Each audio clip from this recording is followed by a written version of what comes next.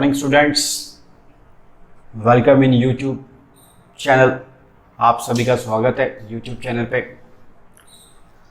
जैसा कि class 11th में अपन केमिस्ट्री का चैप्टर एटॉमिक स्ट्रक्चर कर रहे थे बेटा, और प्रीवियस वीडियो में आपने काफ़ी पॉइंट्स पढ़े थे जिसमें मैंने प्लैंक क्वांटम थ्योरीज और ये सब क्लियर किया था।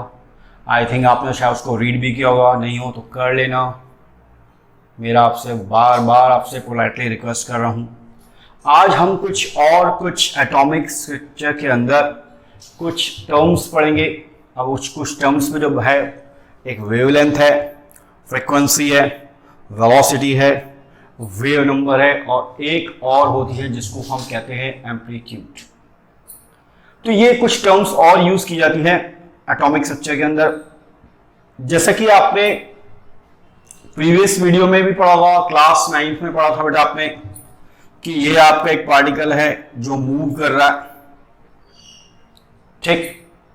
और मूव कर रहा है, इट मींस कहने का मतलब हो गया कि इसमें आपको ये जानते हो एक्स एक्सिस होती है, एंड देन ये वाली जो एक्सिस कहलाई है वाई एक्सिस कहलाई, ठीक। तो आपको जो ये ऊपर के टावर्स दिख रहे हैं, ये जो टावर्स दिख रहे हैं, ये इनको हम कहेंगे क्रेस्ट। क्या बोलेंगे बेटा? क्रेस्ट कहेंगे।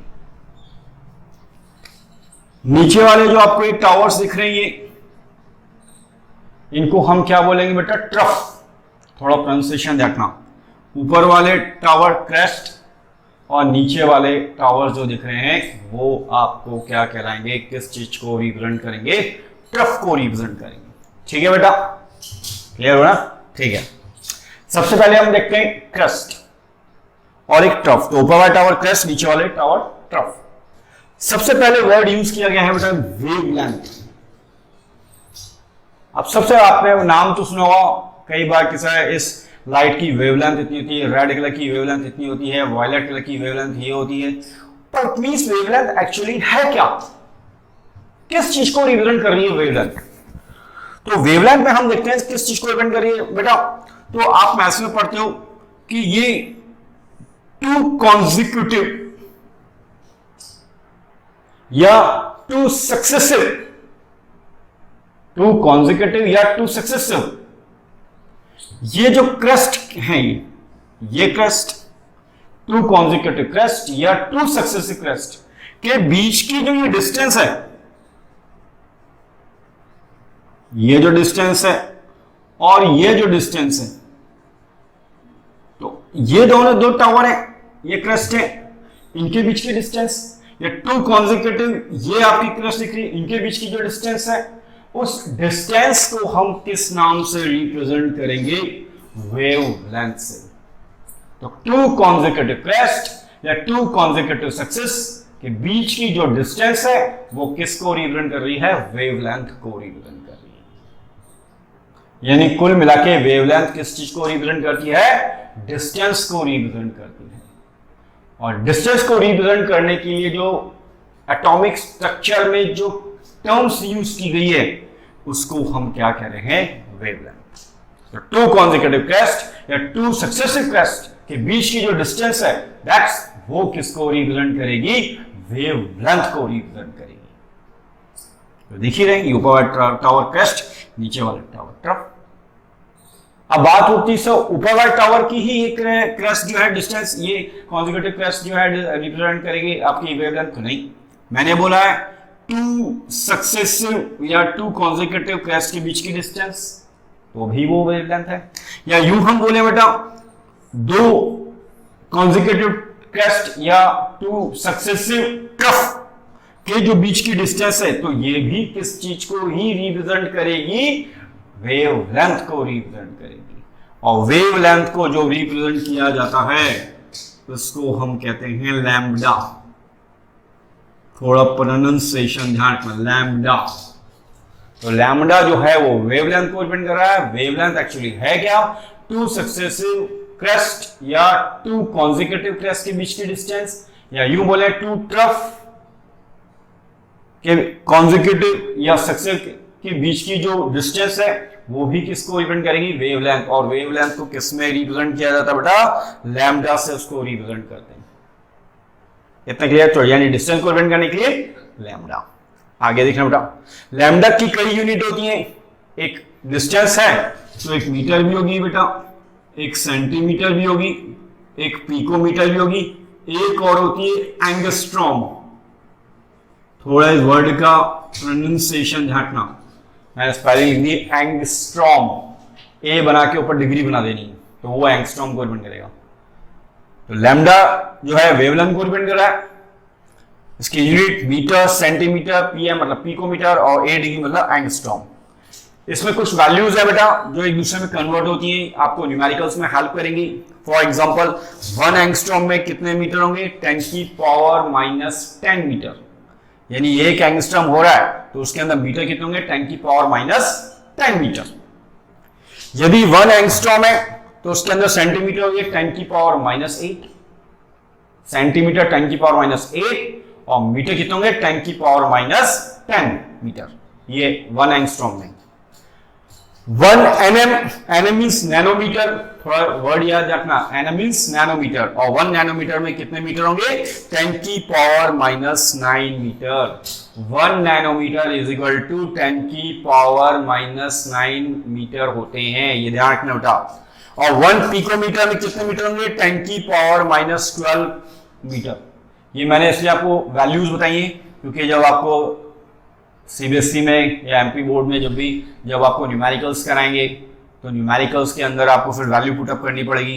याद उसी को आती है, एग्जाम बेस्ड में आती है, फंडा ब्लैंक्स में आती है, एमसीक्यू में आती है कि 1 एंगस्ट्रॉम में कितने मीटर होते हैं, कितने सेंटीमीटर होते हैं, 1 पिकोमीटर में 1 कितने मीटर होंगे, 1 नैनोमीटर में कितने मीटर होंगे। तो ये वैल्यू थोड़ी ध्यान रखनी पड़ेगी बेटा, उससे क्या है आपके जो न्यूमेरिकल है वो इजिली गोइंग हो जाएंगे। ठीक, तो इन शॉर्ट में बात कर रहे हैं तो 2 सक्सेसिव क्रेस्ट या 2 कॉन्सेक्यूटिव क्रेस्ट के बीच की जो डिस्टेंस है वो वेवलेंथ को रिप्रेजेंट करेगी। वेवलेंथ जो है उसको लैम्डा से रिप्रेजेंट करते हैं। यानी इन शॉर्ट में बात करें तो वेवलेंथ डिस्टेंस को रिप्रेजेंट कर रहा है, जिसकी यूनिट मीटर, सेंटीमीटर, पिकोमीटर और एंगस्ट्रॉम होती है। एंगस्ट्रॉम ए बना के ऊपर डिग्री बना दी है, जिसकी वैल्यू है कैसे कन्वर्ट हो रही है मैंने आपके सामने दिया। ठीक बेटा, ठीक। नेक्स्ट आता है frequency. Frequency it means, Hindi के अकॉर्डिंग कई बार आपने इसका नाम सुना होगा या इसको हम कहते हैं आवृत्ति। देखते हैं रेडियो के अंदर फ्रीक्वेंसी होती है, हमारे जब मोबाइल चलाते हैं तो उसके अंदर भी फ्रीक्वेंसी होती है जब रेडियो चलाते हैं। तो फ्रीक्वेंसी किस चीज को रिप्रेजेंट कर रहा है, फ्रीक्वेंसी किस चीज को रिप्रेजेंट कर रहा है, क्या लिखा है मैंने डिफाइन बेटा, the number of A time of wave pass A given point in 1 second is called frequency।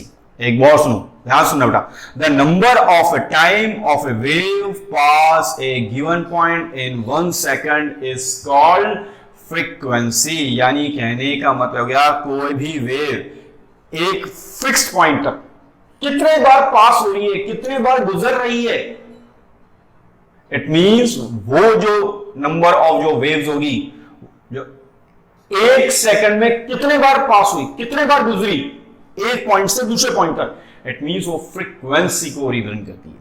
और फ्रीक्वेंसी जो है उसको किससे रिप्रेजेंट करता है, nu. What is this, nu. V बना के थोड़ा सा टर्न ले देना है तो किस चीज को रिप्रेजेंट करेगा बेटा, न्यू को। ठीक, फ्रीक्वेंसी की जो यूनिट्स होती है वो होती है बेटा हर्ट्ज। 9th में कहीं आपने सुना होगा माइकल हर्ट्ज, तो हर्ट्ज से उसको रिप्रेजेंट किया था। और या सीपीएस, सीपीएस का मतलब क्या बेटा, साइकिल पर सेकंड। तो 1 hertz is equal to 1 CPS, बात एक ही। वो 1 किलो हर्ट्ज में कितने हर्ट्ज होंगे, 10 की पावर 3। 10 की पावर 3 मींस 1000, यानी 1 किलो हर्ट्ज में 1000 हर्ट्ज होंगे। और hertz as a unit of frequency.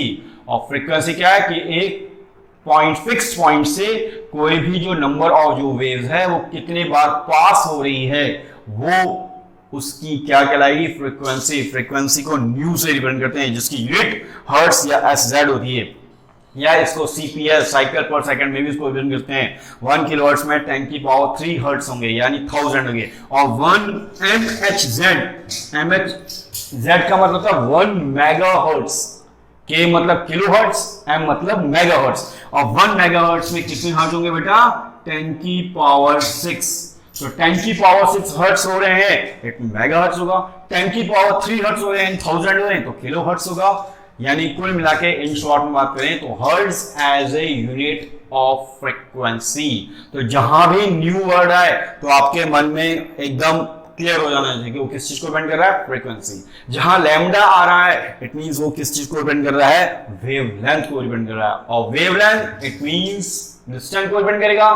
Frequency कोई भी एक फिक्स पॉइंट से कोई भी नंबर ऑफ वेव्स कितने बार गुजर रही है, कितने बार पास हो रही है, वो उसकी क्या कहलाएगी बेटा?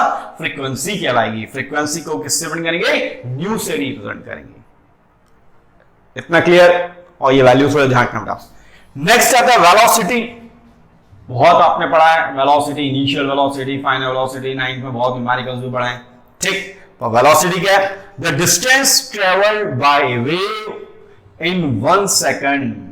कोई भी जो वेव है वो 1 सेकंड में कितने डिस्टेंस ट्रेवल कर रही है, कितनी दूरी तय कर रही है, वो उसकी क्या कहलाएगी?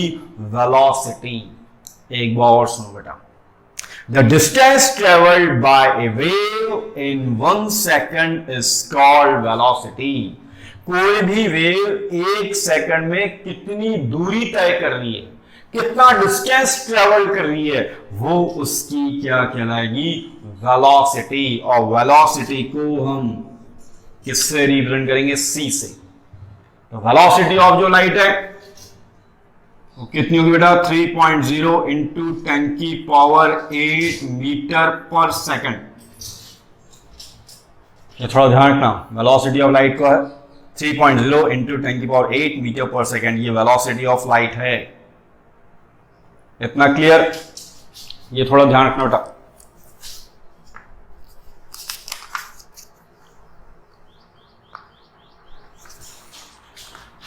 नेक्स्ट आ रहा है वेव नंबर।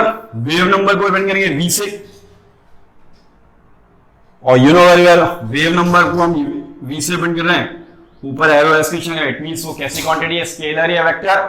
ये अभी आप पढ़ते हो।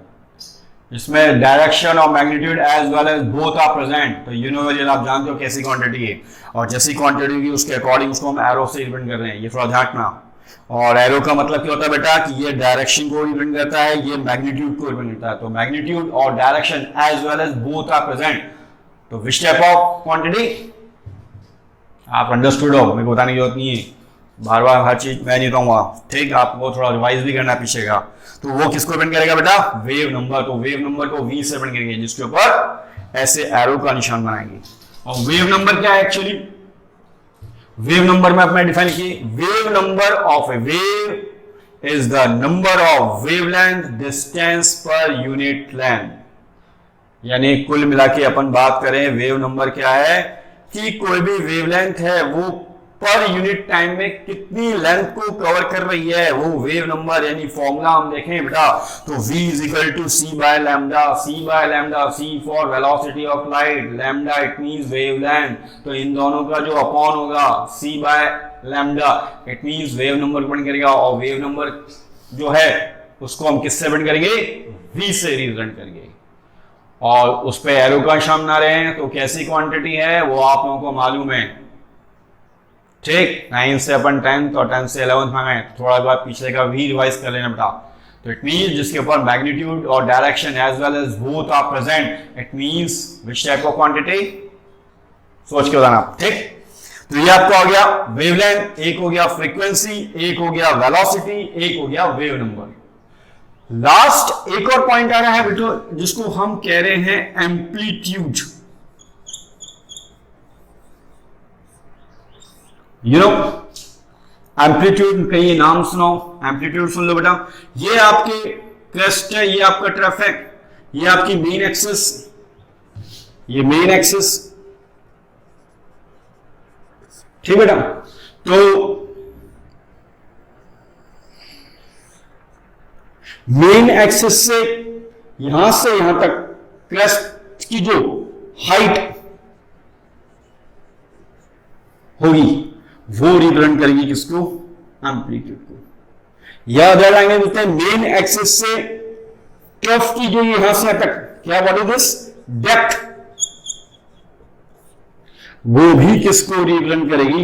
एम्पलीट्यूड को रिप्रेजेंट करेगी। और एम्पलीट्यूड को जब रिप्रेजेंट किया जाएगा तो ए से बन गया है, तो मैंने यू बना के लिख दिया ए, तो you know very well that's not upper, A for amplitude. तो ये मेन एक्सिस से क्रेस्ट की हाइट, यू बोले मेन एक्सिस से ट्रफ की डेप्थ एम्पलीट्यूड को रिप्रेजेंट करती है, एम्पलीट्यूड को हम ए से रिप्रेजेंट करते हैं। तो मेरे कहने का मतलब है बेटा, ये कुछ टर्म्स हैं जो आपके यूज होंगी इस चैप्टर में। वेवलेंथ यानी लैम्डा, फ्रीक्वेंसी यानी न्यू, वेलोसिटी यानी सी, वैल्यू भी ध्यान रखना, वेव नंबर यानी वी, फॉर्मूले ध्यान रखना, और कौन सी वैल्यू किस में कन्वर्ट हो रही है ये भी ध्यान रखना।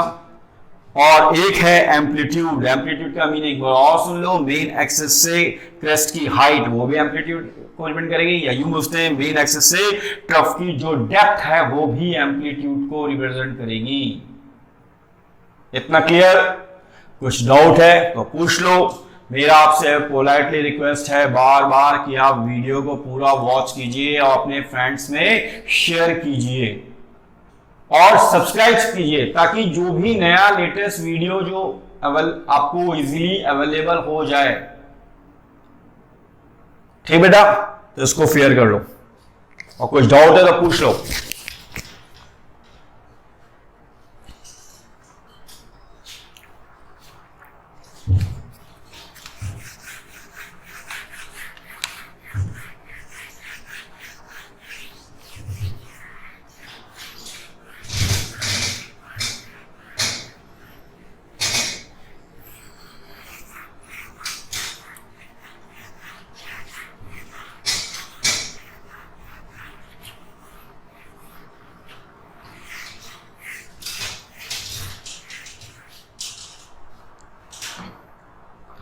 क्लियर हुआ बेटा ये?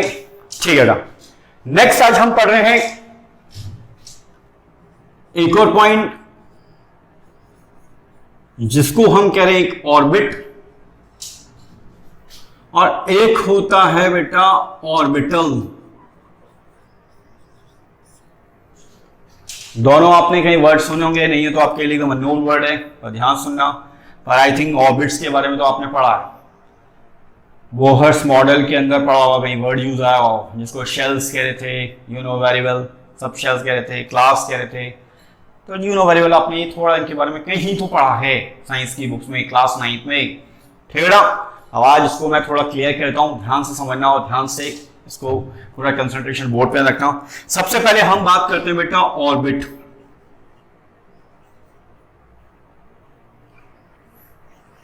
यू नो, थोड़ा आप में से कोई बरसता है, आप में से आप बताओ बेटा what do you mean by orbit? Orbit क्या है? कहीं वर्ड सुना है क्या आपने साइंस में, इंग्लिश में, मैथ्स में? हाँ ठीक है, साइंस में सुना है, पर है क्या? What is this orbit? Orbit actually क्या है बेटा? It is a circular path.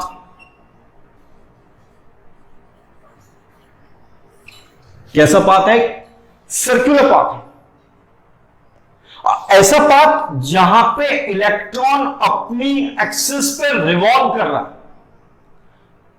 एक ऐसा सर्कुलर पाथ जहां पे इलेक्ट्रॉन अपने सर्कुलर पाथ पे अपनी एक्सिस पे रिवॉल्व कर रहा है, यानी ऐसा सर्कुलर पाथ जो होगा उसको हम क्या बोलेंगे बेटा? ऑर्बिट कहेंगे। ठीक, तो जहां इलेक्ट्रॉन अपने सर्कुलर पाथ पे अपनी एक्सिस पे रिवॉल्व कर रहा है, दैट्स वो सर्कुलर पाथ किसको रिप्रेजेंट करेगा? ऑर्बिट को रिप्रेजेंट करेगा। जैसा आपने देखा होगा डायग्राम के अकॉर्डिंग, जस्ट लाइक ऐसा बना होगा कभी, you know, that's a circular path. और सर्कुलर पाथ है, माना कि ये इलेक्ट्रॉन, एक इलेक्ट्रॉन ये, एक इलेक्ट्रॉन ये, एक इलेक्ट्रॉन ये, एक इलेक्ट्रॉन ये। ठीक, तो इलेक्ट्रॉन अपनी एक्सिस पे सर्कुलर पाथ पे रिवॉल्व कर रहा है, इट मींस वो ऑर्बिट या उसको क्लास या उसको हम क्या कहते हैं, शेल कहते हैं। सब आपने पढ़ा था बेटा 9th में, बस मैं थोड़ा आपको क्लियर कर रहा हूं बस, ठीक। यू नो वेरी वेल, ये बीच में क्या हो गया, central part nucleus, you know very well. तो एक क्लास ये हो गई के एल एम और एन, सब आप जानते हो, सुनना ध्यान से, आपको मालूम, बस एक बार थोड़ा रिफ्रेश कर रहा हूं आपको। ये आपका न्यूक्लियस है और ये अपने क्लास के अंदर कोई इलेक्ट्रॉन अपनी एक्सिस पे रिवॉल्व हो रहा है, तो इन दोनों के बीच में कोई फोर्स क्रिएट होगा। वो फोर्स क्या कर रहा है, इस इलेक्ट्रॉन को और ये इस इलेक्ट्रॉन को बाइंड कर रहा है ताकि इलेक्ट्रॉन अपनी एक्सिस पे सर्कुलर पाथ में इजीली रिवॉल्व हो। तो यहां जो फोर्स होगा वो ज्यादा होगा, क्यों, why, because nearest of nucleus. तो के शेल के अंदर जो इलेक्ट्रॉन रिवॉल्व कर रहा है अपनी एक्सिस पे, वो न्यूक्लियस के एकदम पास में नियरेस्ट है, इसलिए वहां मैक्सिमम फोर्स होगा।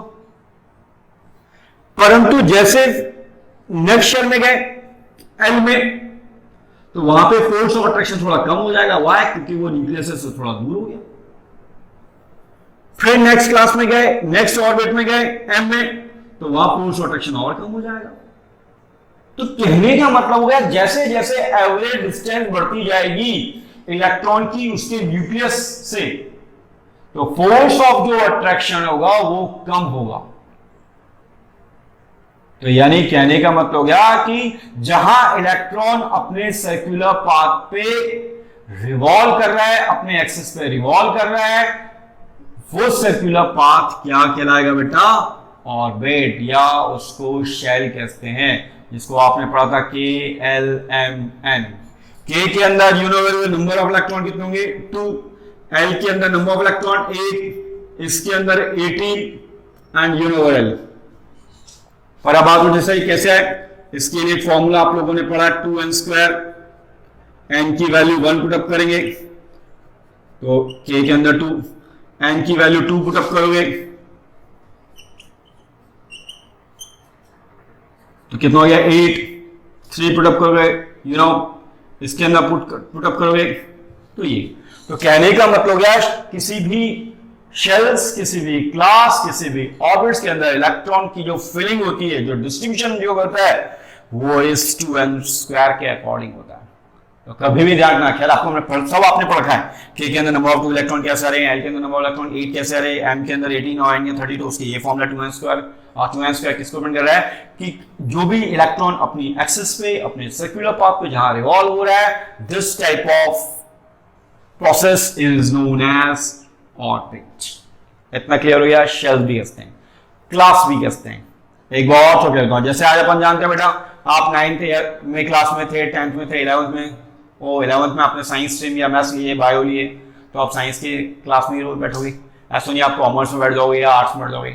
दैट मीन्स जहां आप डेली अपनी स्टडी कर रहे हो जिस रूम में, दैट्स वो आपकी क्लास। तो यहां भी यही बोलना है बेटा, अदर लैंग्वेज में, साइंस लैंग्वेज के अकॉर्डिंग, कि जहां इलेक्ट्रॉन अपने सर्कुलर पाथ पे रिवॉल्व हो रहा है, अपनी एक्सिस पे रिवॉल्व कर रहा है, दैट्स वो ऑर्बिट्स या शेल्स या क्लास को रिप्रेजेंट करेगा।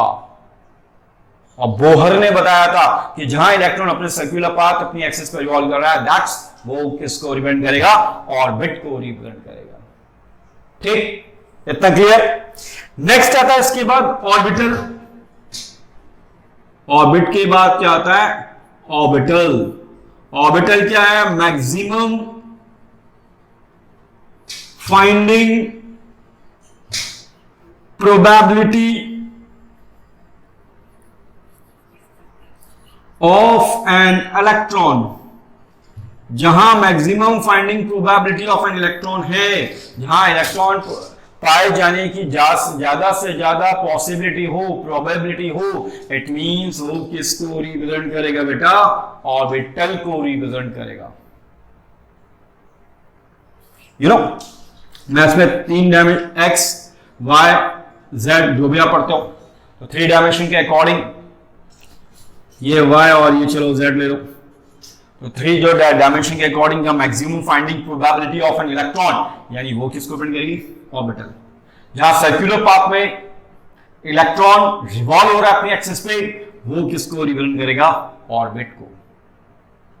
ठीक, ऑर्बिट के अंदर जब इलेक्ट्रॉन फील करेंगे तो उसका फॉर्मूला 2n², जबकि ऑर्बिटल्स अलग अलग टाइप के होते हैं।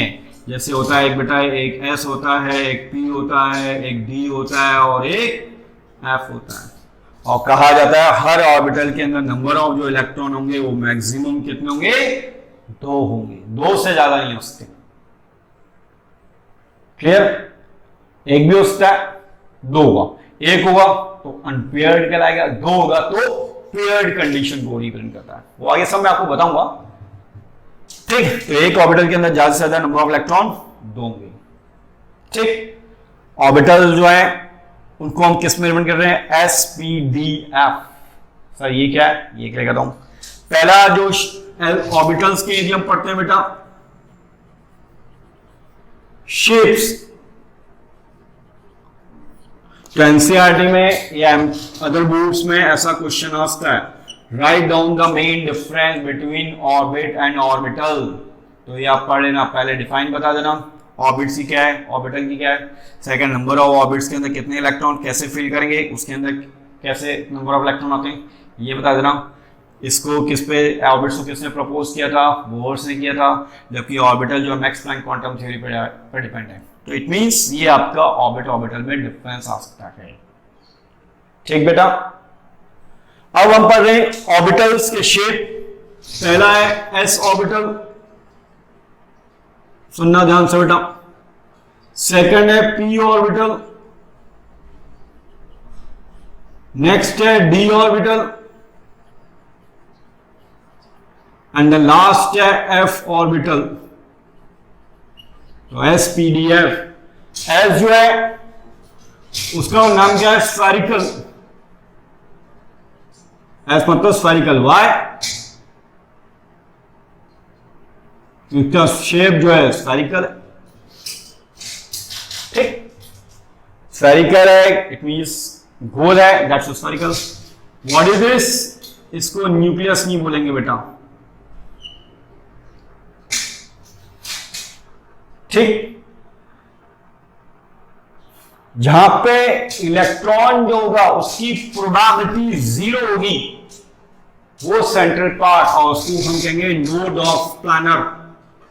क्या बोलेंगे बेटा? Node of planar. जहां पे मैक्सिमम फाइंडिंग ऑफ इलेक्ट्रॉन जो है वो 0 है, दैट्स वो नोड प्लानर कहलाएगा। ठीक, इतना clear? S orbital, shape spherical, centre part, node of planar, जहां मैक्सिमम फाइंडिंग प्रोबेबिलिटी ऑफ जो इलेक्ट्रॉन वो 0 होगी, वो S ऑर्बिटल को डिपेंड करेगा। नेक्स्ट आता है p orbital. P means principal, P means principal, और P की 3 ओरिएंटेशन होंगी। ये x हो गई,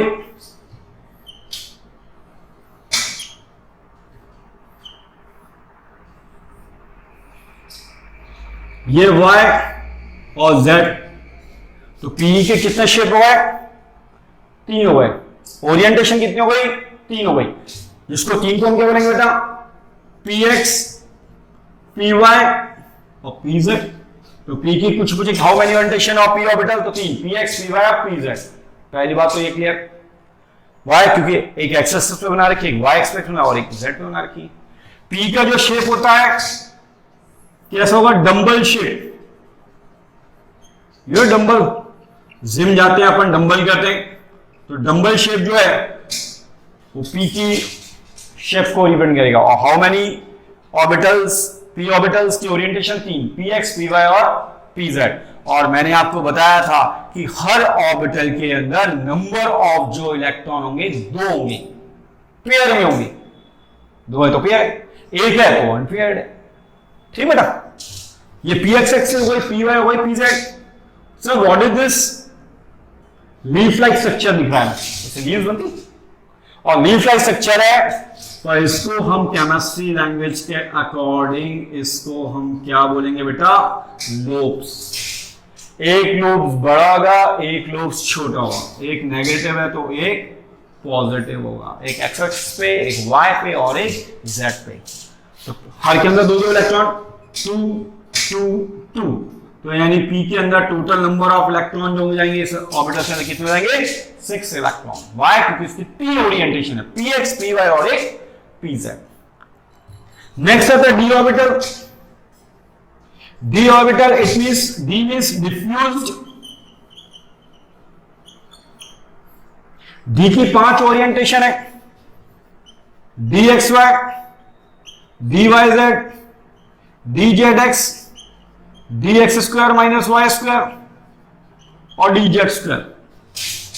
थोड़ा टिपिकल बेटा आप लोगों के लिए वो नोन है, ठीक है, 10 से 11 में हो जाएगा, ऐसा कोई टिपिकल भी नहीं है। D X Y, D Y Z, D Z X, D X square minus Y, D Z square. तो डी की 5 ओरिएंटेशन होगी बेटा, और हर ओरिएंटेशन के अंदर नंबर ऑफ इलेक्ट्रॉन कितने होंगे? 2 होंगे।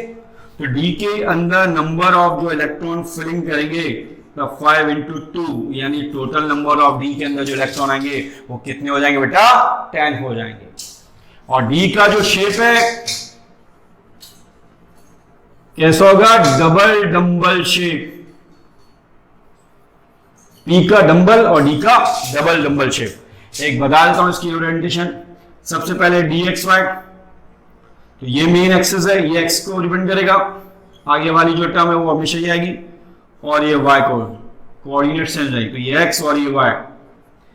dy z, अब ये y और ये z, फिर dz x, ये z और ये x, dx square minus Y square और ये dz स्क्वायर।